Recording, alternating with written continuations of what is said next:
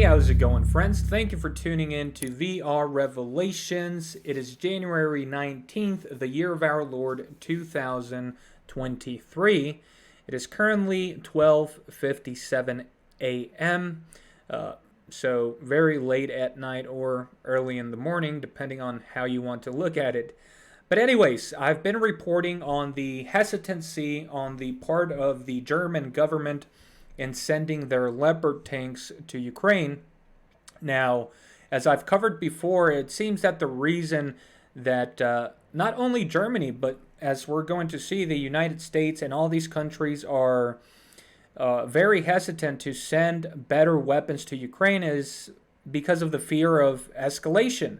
Plain and simple. That's what they are all saying. That's what Germany has stated, that they are worried that if they send their famous Leopard 2 tanks into Ukraine, which are German made, the Russians will then see that as an escalation, not only by Ukraine for receiving these weapons, but also by the international community, or rather Ukraine's allies, in this case, Germany.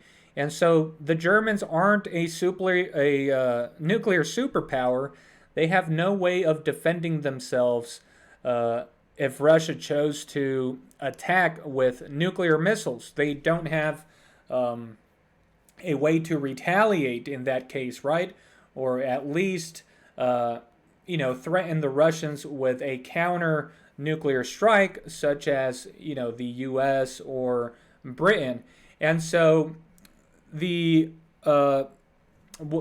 basically what Germany has been saying is that they are willing to send these tanks, but they want the United States to also send their tanks because, again, the United States has also been holding back from sending their Abrams tanks and their best weapons because they pretty much don't want to get in a direct confrontation with Russia because, if these are two superpowers, they can definitely go at each other, right?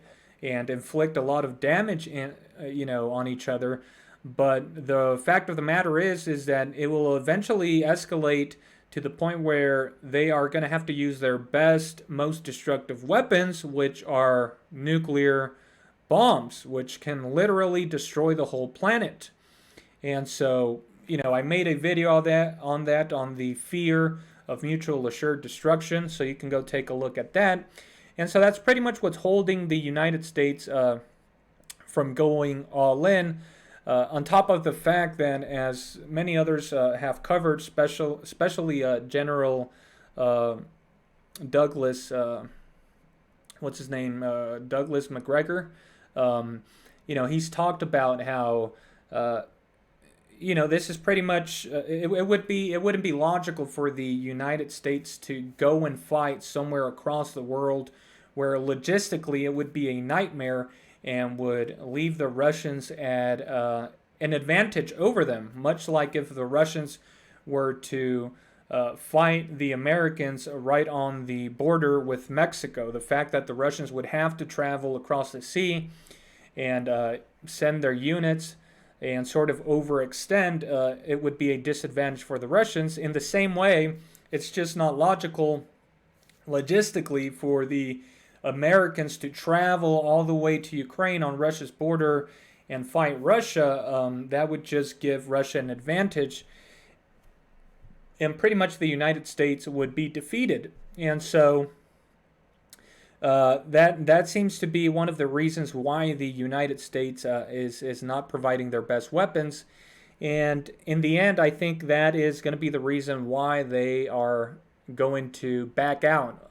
They're going to back down in the face of Russia, and it's going to be an international embarrassment for the Americans. They will definitely lose their standing, their influence, and Russia will come out stronger for it. Of course, things have been going very bad for the Ukrainians, and they are in desperate, urgent need of better systems, better tanks, more weapons, more everything, because there's rumors now of a large offensive. There's crazy things taking place, like this helicopter accident that just took out Ukraine's Minister of Internal Affairs. So pretty much everything that can go wrong for Ukraine is going wrong. Again, my prayers go out to the innocents, to the citizens out there who are not seeking war, but are caught in the middle of all this. But anyways, Germany, of course, is analyzing all of this, and they're sort of saying, well, these governments are putting pressure on us to allow our Leopard 2 tanks to be sent to Ukraine, but, they're not thinking about our well-being, about Germany's, right, and the threat that the Russians pose to Germany. Of course, Germany has history with Russia, right, Nazi Germany, and so they are very aware of the resilience and of the capabilities in war of the Russians. So what they want here is for the United States to send their tanks first, and then they can send theirs.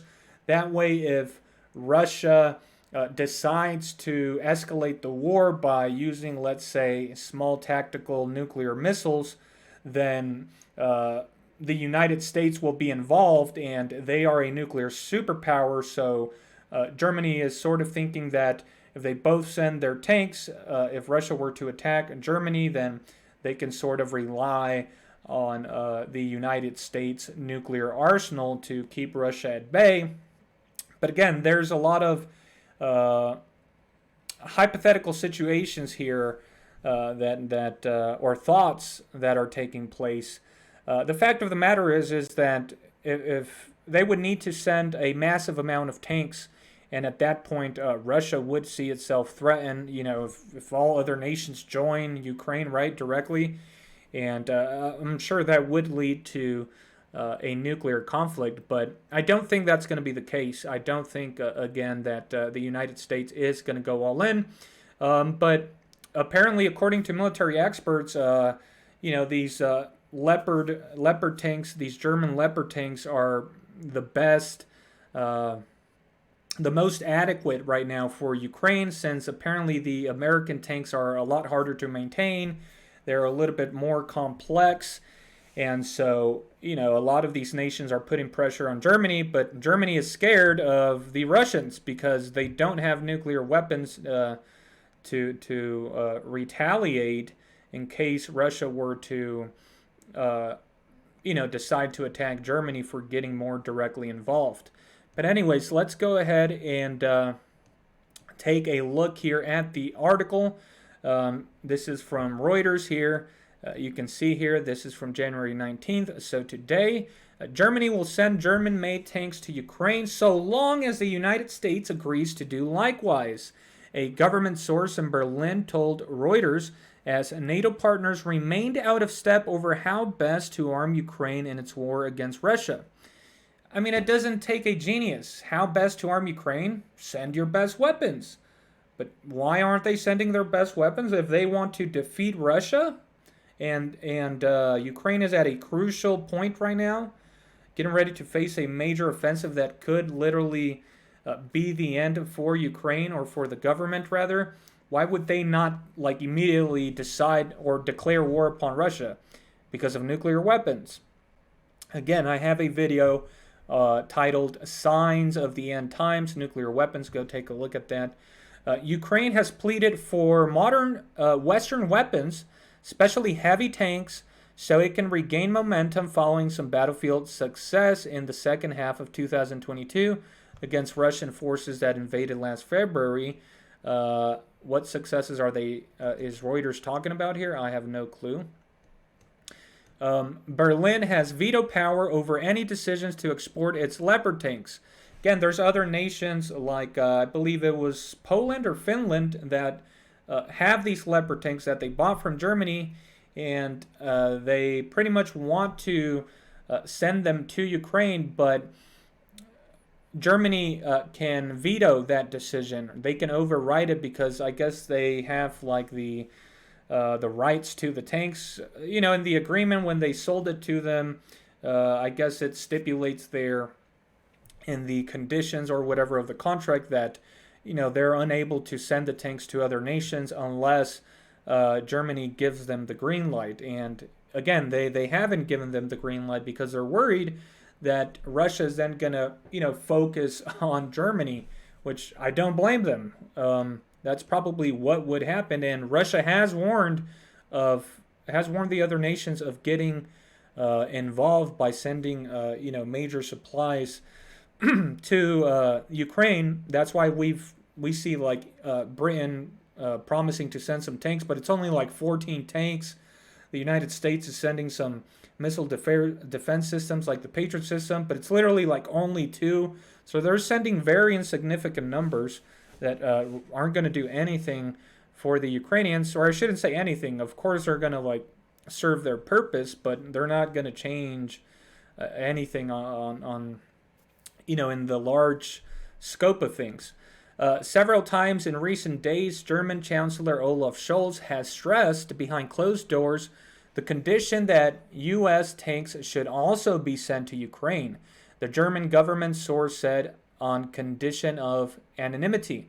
When asked about Germany's stance, U.S. President Joe Biden's spokesperson Karine Jean-Pierre said, "The president believes that each country should make their own sovereign decisions on what steps of security assistance and what kinds of equipment they are able to provide Ukraine." Again, President Biden is also being advised not to promise any of their tanks, even though he would probably like to, but they're not as dumb as people believe them to. They're just, in my opinion, they're just taking advantage of a golden opportunity to inflict as much reasonable damage as they can to Russia through their proxy, Ukraine, or rather the Zelensky government. NATO allies have sought to avoid the risk of appearing to confront Russia directly and have refrained from sending their most potent weapons to Ukraine. According to a U.S. official, the Biden administration is set to approve a new aid package for Ukraine worth more than $2 billion, which would likely include Stryker armored vehicles for Kyiv, but not M1 Abrams tanks. Again, if Ukraine is losing, if it's about to collapse, why wouldn't you send your best weapons? Unless you think it's not worth it, right? Unless the repercussions outweigh the benefits. The package could be announced as early as Friday during a meeting of top defense officials from dozens of countries at the U.S. Ramstein Air Base in Germany. The Pentagon is still not prepared to meet Kyiv's request for M1 Abrams tanks. They're still not prepared, so what are they waiting till like the Russians are outside of Zelensky's headquarters? It just doesn't make any sense. Colin Kahl, the Pentagon's top policy advisor, who had just returned from a trip to Ukraine, has said, "I just don't think we're there yet." Right. And Kahl said, "The Abrams tank is a very complicated piece of equipment. It's very expensive. It's hard to train on. It has a jet engine." So he's pretty much implying that the Ukrainians aren't capable of managing these tanks, and so it would be a waste to send them to get destroyed by the Russians. Of course, Vladimir Putin made some statements saying that they would all burn just like all the others if they do send them. Germany's new defense minister Boris Pistorius will host, that's a funny name, Boris Pistorius, will host U.S. Defense Secretary Lloyd Austin on Thursday. Austin will press Pistorius at the meeting to allow for the transfer of German-made Leopard tanks to Ukraine. So again, they're pushing on the Germans to allow their Leopard tanks. As several NATO countries had them and were willing to deliver them quickly, U.S. officials said. Pressure on Germany. The Germans are like, "Hey man, are you guys trying to get us killed? Like we don't want the Russians destroying us again, like in World War II." Tension at Friday's meeting will be focused on Germany, which has said Western tanks should only be supplied to Ukraine if there's an agreement among Kyiv's main allies, ding ding ding, the United States, the principal one, and Britain. Britain has raised the pressure on Berlin this month by becoming the first Western country to send tanks to you. Oh yeah, they raised the pressure by sending 14 tanks. Yeah, wow, that's amazing. Pledging a squadron of its challengers, Poland and Finland have said they will send Leopard tanks if Germany approves them. again, I think if this pressure grows on Germany, they're probably just going to send like a couple of them, just like Britain. They're going to say, if Britain's sending 14, then we'll send 14. But Ukraine has said since like last December that they need around 300. So just imagine that. In a speech by video link to the Davos Forum on Wednesday, Ukrainian President Volodymyr Zelensky urged Western allies to supply his country before Russia mounts its next missile and armored ground attacks, which are coming. Of course, Bakhmut is about to collapse to the Russians, and then they are going to move forward towards their last objectives there. But they could combine that with a large offensive, which is being rumored here in the next couple of weeks. Germany's Leopard 2 is regarded as one of the West's best tanks. It weighs more than 60 tons, 6,000 kilograms, has a 120 millimeter smoothbore gun, and can hit targets at a distance of up to 5 kilometers, 3 miles. Ukraine, which has relied primarily on Soviet-era T-72 tank variants, says the new tanks would give its troops the mobile firepower to drive out Russian troops in decisive battles. Well, it will certainly help them, but based on the small amount of numbers, that's not going to be the case. They would need a lot more, like hundreds of tanks, in order to turn the tides of war.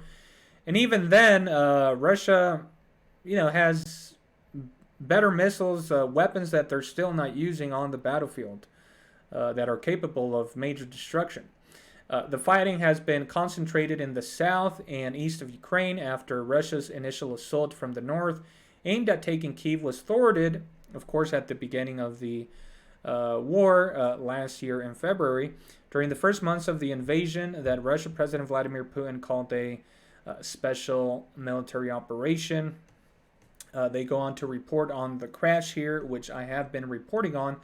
But there you have it, guys. What am I expecting here in the next couple of days? I think that Britain and Ukraine and these other countries are going to push Germany, and try and pressure it to allow for their Leopard tanks to be sent. I think Germany might give in so they don't look like, big-time cowards. But I think they're only going to send a couple, just like Britain. The 12 or 14 tanks that Britain is sending is laughable. It's not going to do anything for Ukraine. And so why would Germany, who doesn't have nuclear weapons like Britain, send way more tanks? Then the Russians would turn their focus on Germany, and Germany has no way to keep the Russians at bay with a threat, let's say, from like nuclear weapons like the United States and Britain can.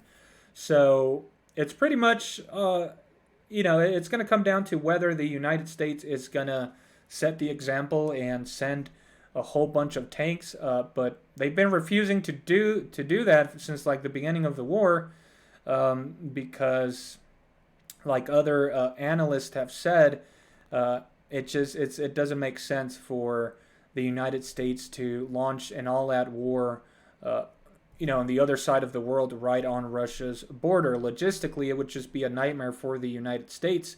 So, like I've said before, they're just taking advantage of this golden opportunity to carry out a indirect war or a proxy war against the Russians and try to inflict as much damage as they can on the Russians, and pretty much try and give themselves an advantage for, the future major war that is to come, a World War III scenario. But, like I've said before, I don't think it's going to take place over Ukraine. And I think there is going to be a major offensive here coming pretty soon.